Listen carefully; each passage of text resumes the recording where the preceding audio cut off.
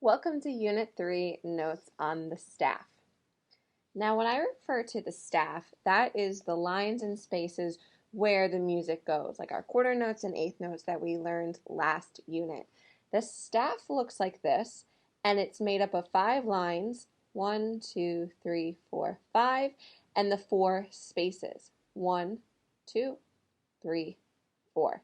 And you see that I counted from the bottom up, and that's going to be really important a little while later. The note is a space note.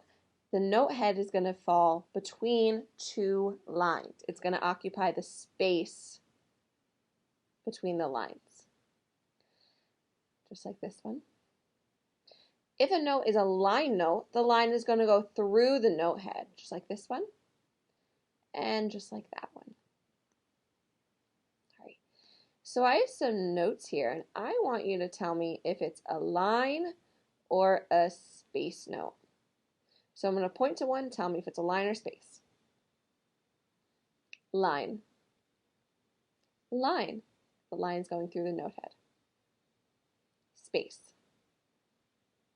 Line. Space. Line. Line. Space. Space. Line. Space. Line. Line. Space.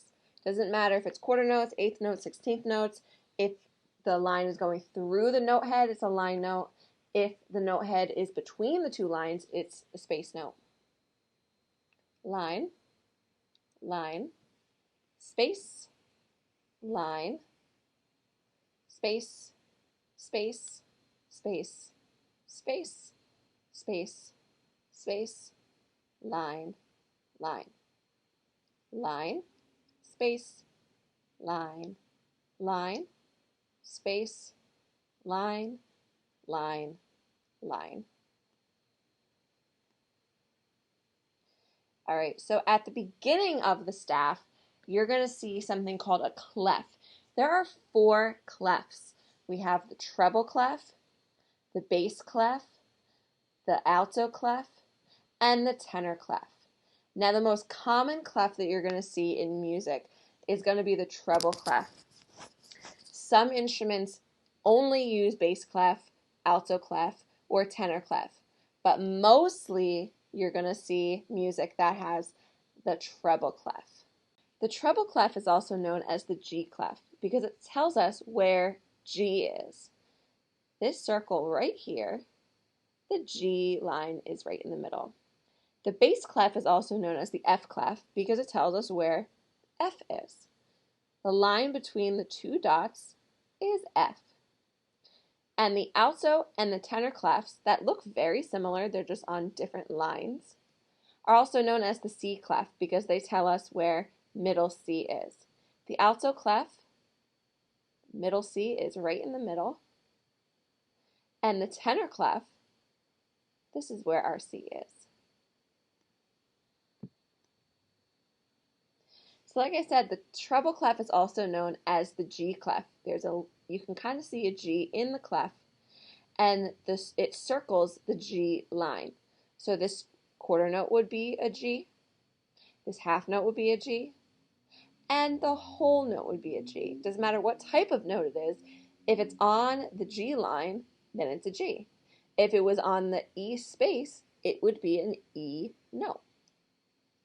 All right, so let's go back to Unit 1 where we learned the musical alphabet. A, B, C, D, E, F, G.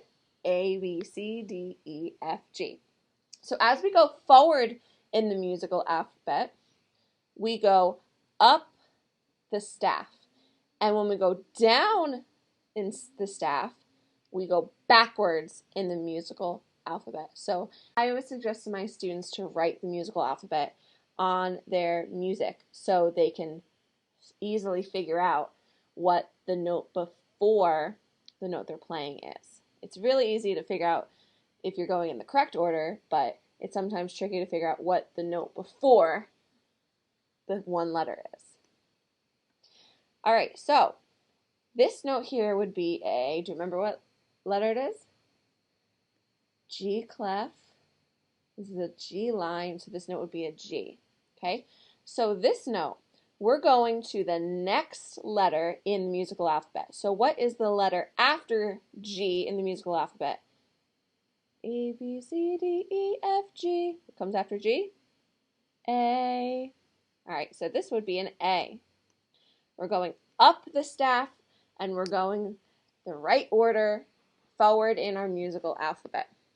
You can either move stepwise, going from one line to the next space, or from the space to the next line. That's called step. Or you can also skip when you go more than just the next note, right? So what notes do we have? We have G, then we went to A. What's after A? B. What's after B? C. Then we have D. All right, let's go backwards. So we're going to start on G again.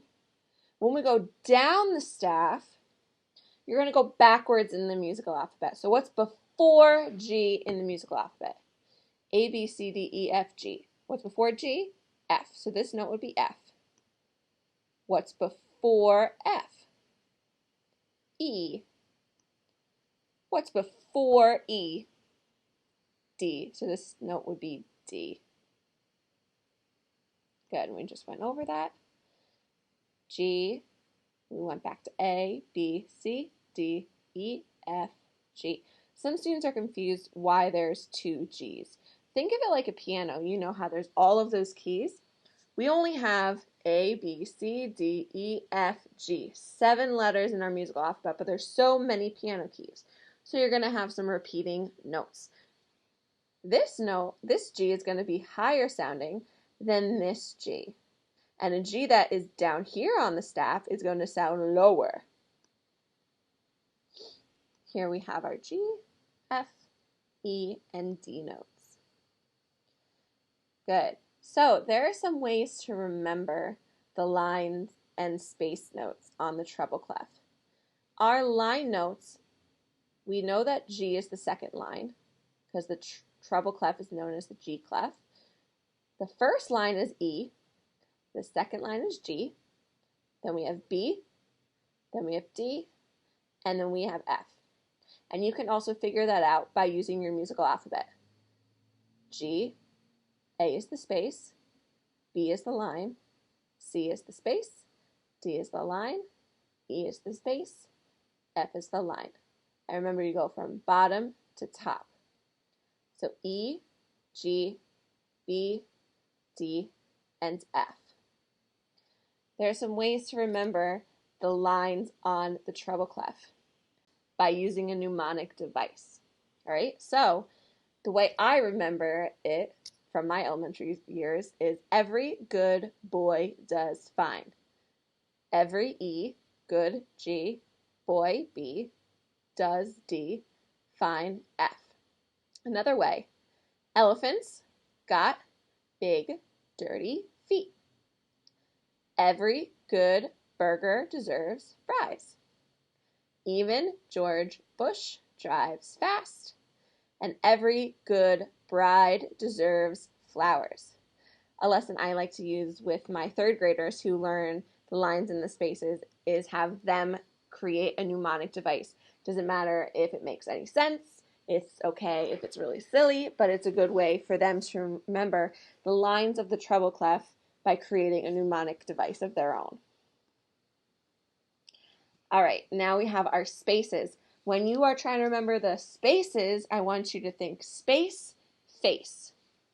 The first space is going to be F, then we have A, then we have C, and then we have E. And you can check yourself. You know this is the G line. After G is A, the line is B, space is C, line is D, space is E.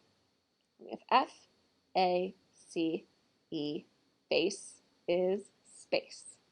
If you want to have notes that are higher or lower than the staff, you're going to use something called ledger lines to extend the staff. And this is what ledger lines look like. And that's why there's other clefs. because the bass clef has lower notes. So if I was a bass singer, for example, or if I played the tuba, who has lower notes, then you would use a lot of ledger lines if you were using the treble clef. So you use the bass clef for certain instruments. You're going to complete a short 3-question check-in, and I'll meet you back for the next video.